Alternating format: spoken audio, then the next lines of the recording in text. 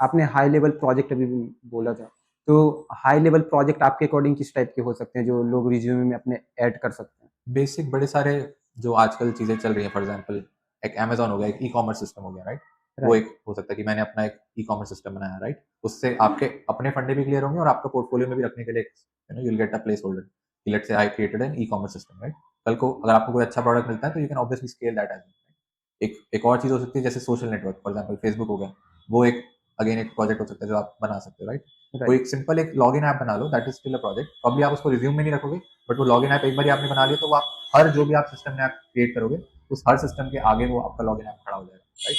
तो you can create reusable components जो आपके अलग-अलग एप्लीकेशंस के आगे खड़े हो सकते हैं। सोशल नेटवर्क की हमने बात करी, हमने ई-कॉमर्स की बात करी, राइट? आप और भी कुछ क्रिएट कर सकते हो। There could be you know आजकल तो बड़ा कुछ आ गया, राइट? तो फील फ्री टू मतलब एक्सप्लोर जो भी आपको जहाँ आपका इंटरेस्ट हो। फॉर एग्जांपल मैंने जब स्टार्ट किया था तो मेरा सोशल नेटवर्किंग साइट्स पे ज़्यादा इंटरेस्ट था। तो मैंने अपना एक इनिशियल प्रोजेक्ट के तौर पे वो शुरू किया था। किसी का मोबाइल में इंटरेस्ट है तो एंड्रॉइड पे कोई एक ऐप, एक आइडिया के साथ शुरू कर सकते हैं। You can go through that path, वो भी जावा बेस्ड ही होता है। तो मतलब it all depends on your interest. Like I started, अगर मैं अपनी बात करूँ तो मैंने बड़ी सारी चीज़ें एक्सप्लोर करी थी। I explored Android, I also explored, I began with Java, explored Android, created a couple of apps, then hmm. Moved over to JavaScript. तो मतलब इट ऑल डिपेंड्स आपका कहाँ पे इंटरेस्ट है। अगर हम लोग सेम प्रोजेक्ट डालेंगे जैसे सोशल मीडिया की हो गई या फिर अमेज़न आपने मेंशन किया, तो फिर हमें शॉर्ट लिस्ट करना थोड़ा हार्ड हो सकता है।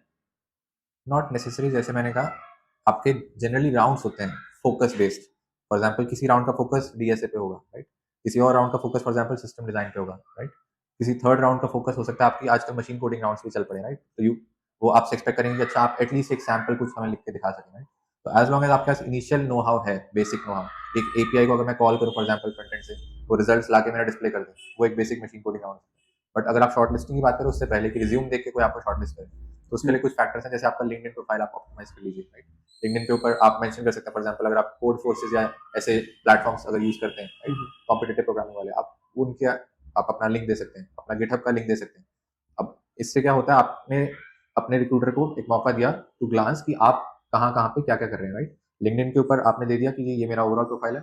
कॉम्पिटिटिव प्रोग्रामिंग वाले आपने लिंक्स दिए, उससे आपका ये पता चल गया कि अच्छा हाई लेवल पे this person you know has this much ranking on this platform. तो डीएसए में कितना साउंड है, नहीं है, एक हाई लेवल पे आइडिया मिल जाता है। सिमिलरली प्रोजेक्ट्स आपने जो-जो करे उसको आपने अगर गिटहब पे कमिट कर रखा है, तो दैट रिफ्लेक्ट्स कि बंदा कितना कंसिस्टेंट है अपनी खुद की ग्रोथ को लेके। I think those are some of the aspects people generally review while you know going for freshers या जो एकदम बंदे स्टार्ट